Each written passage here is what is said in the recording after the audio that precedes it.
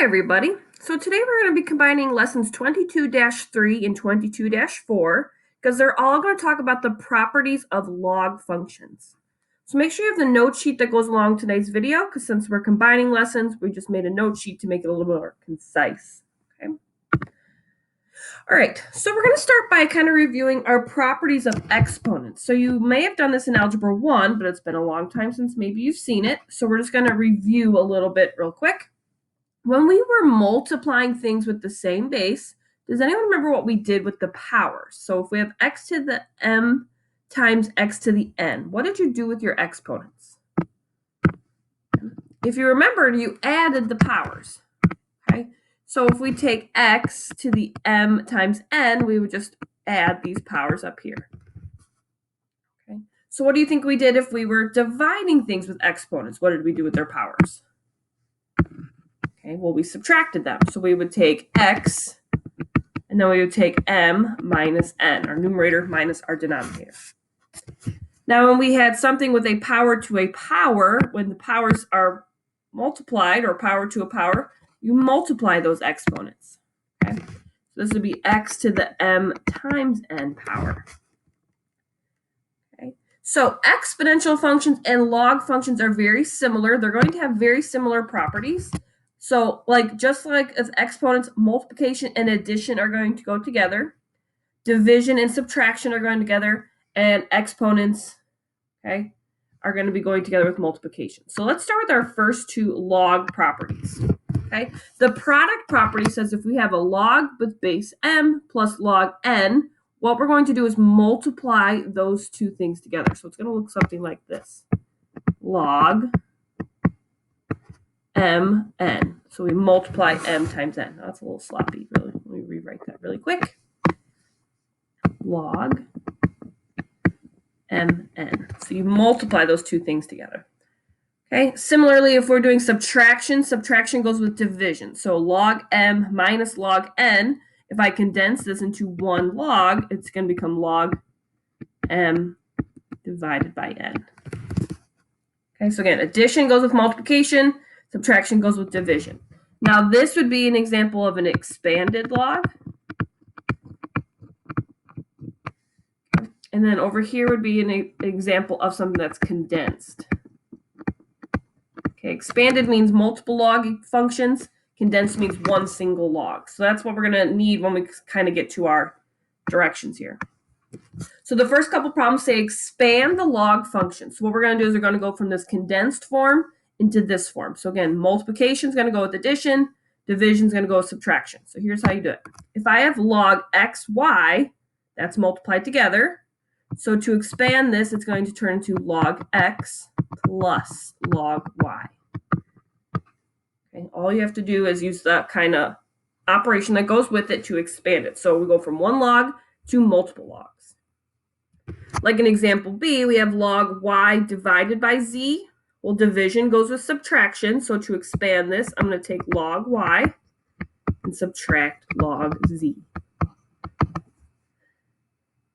Okay. So let's put these two together now and see I have log xy divided by z. So everything's going to get its own log now. So we should have three log functions here. We're going to have log x.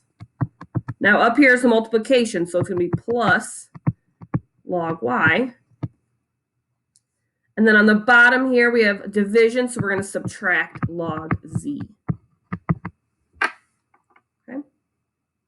So I'm going to have you guys try D. We have log xyz. So can you expand that? So you're going to need three log functions because you have three letters here in those parentheses. So xyz. Try to expand that log function. Okay. If you did it right, you should have log x plus log y plus log z. That xyz is all being multiplied together.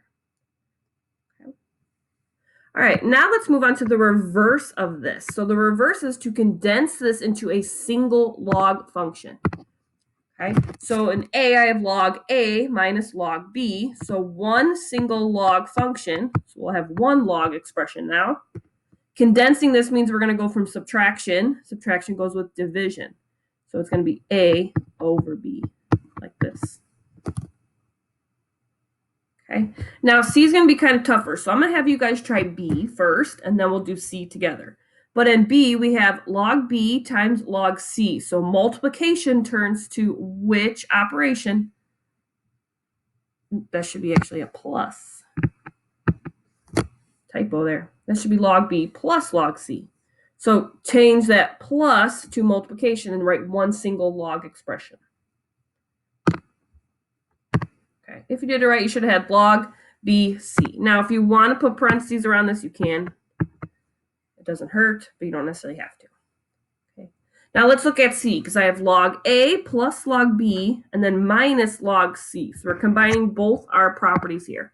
So we want one single log function. Okay. Now A plus B is going to turn to multiplication. So we're going to have A times B. Minus C is going to give us division. So this is what it's going to look like. Log AB over C. Okay. So that is how you use the product property and the quotient property to expand and condense the logs. Okay. So again, expanding means write multiple log functions. Condensing means write one single log function. Okay. Let's flip it to the back and learn our third property of the day, which is when we have log m to the nth power. Okay. So just like with exponent properties, when we have a power to a power, we multiply. So that's going to be the same thing with this log property. If we have log m to the nth power, that n is going to kind of come in front and become the coefficient. So it's going to be n log m. So it's kind of like n times log m. So it kind of becomes the coefficient. You just pop it right out in front. So in example 3a, we have log x to the third power. That exponent is going to pop to the front and become 3 log x. And that's all you have to do for those. So anytime we have an exponent, it pops to the front, becomes the coefficient. So in example B, log y squared, well, that 2 is going to pop to the front, 2 log y. So again, exponents become coefficients.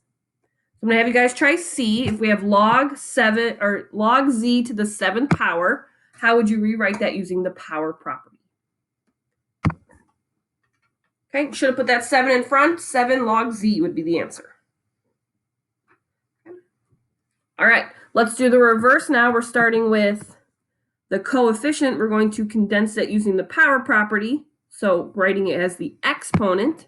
So again, we're just kind of going in the reverse order here. So if we had 6 log y, that's the same as log y to the 6th power. Okay, similarly in example B, 8 log z, well, that's the same as log z to the 8th power.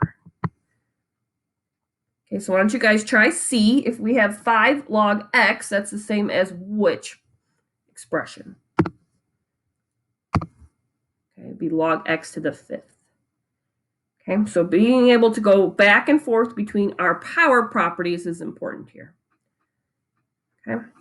All right, we are going to finish this off by kind of combining all 3 of our properties here. So we might have power property, quotient property, or this product property all kind of put together. So let's look at A. So it says expand the log using all properties. So expanding means writing multiple log functions. So let's start with log x. Now this is multiplied together. So what operation are we going to use to expand it? If it's multiply, multiply goes with what? Well, multiply goes with addition. So this is going to be plus log y. Now, because we have that exponent, we're going to pop that exponent in front here, so that becomes 4 log y.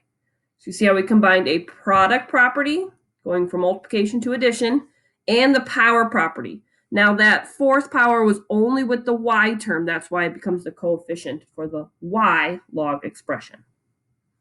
Okay, let me go through one more with you. I'm going to do B, and I'll have you guys try C. So in B, we have log x. Now that x to the 3rd power, that exponent is going to become the coefficient. So I'm going to throw him out in front. Now I have division here. So division turns to subtraction.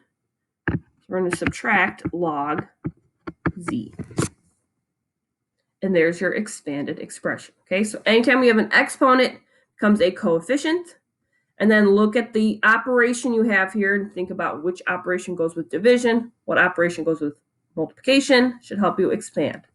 So you guys are going to try C. You have log x, y, that's multiplication, divided by z to the 5th power. So expand that using all our log properties. Okay, here's what I got. So xy is multiplication, so that turns to addition, log x plus log y. And then we're going to subtract log z, put that coefficient in front. Okay, last 3 examples here are doing the exact opposite. So we have multiple log expressions. We're going to condense these into a single log. So let's look at what we got here. So we want 1 log expression. So I'm just going to have log. Now we have x minus, so minus turns to division. And since this one had a coefficient, we're going to pop that up here to become the exponent. So we just kind of reverse that order. So we have log, okay, x squared over y. Okay. Now, C is going to be a little tougher. So again, I might go through C, and then I'll have you guys come back and do B. So let's do C together. We have 1 log expression, so 1 log. We're starting with log x. And see how we have a minus, so we're going to do division. Now, these parentheses are saying you're dividing this whole thing. So everything from this is going to be on the bottom. So we have 3 log y, so that becomes y to the 3rd, plus turns to multiplication. 7 log z becomes z to the 7th power. That's everything condensed into one expression. So it's x divided by, anytime we have a coefficient, pop that up to the exponent spot. Okay, and then since we had a plus here, that's why I made multiplication on the bottom.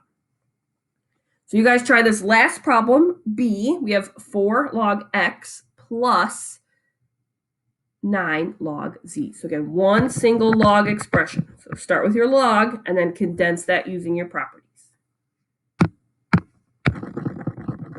Okay, if you did everything correctly, here's what I got. Addition turns to multiplication, so I'm multiplying these together. X to the 4th, z to the 9th. Those coefficients become exponents. Okay, so these last couple problems here, examples 5 and 6, those are combining all 3 of our properties. So we have the product property, which says multiplication turns to addition. Okay, we have our quotient property, which says subtraction turns to division. And then our good friend, the power property, which just says exponents become coefficients and vice versa. Okay. So these bottom 6 examples were the hardest ones because it combined all the properties together. But just keep practicing using those properties. We'll do some more examples in class tomorrow.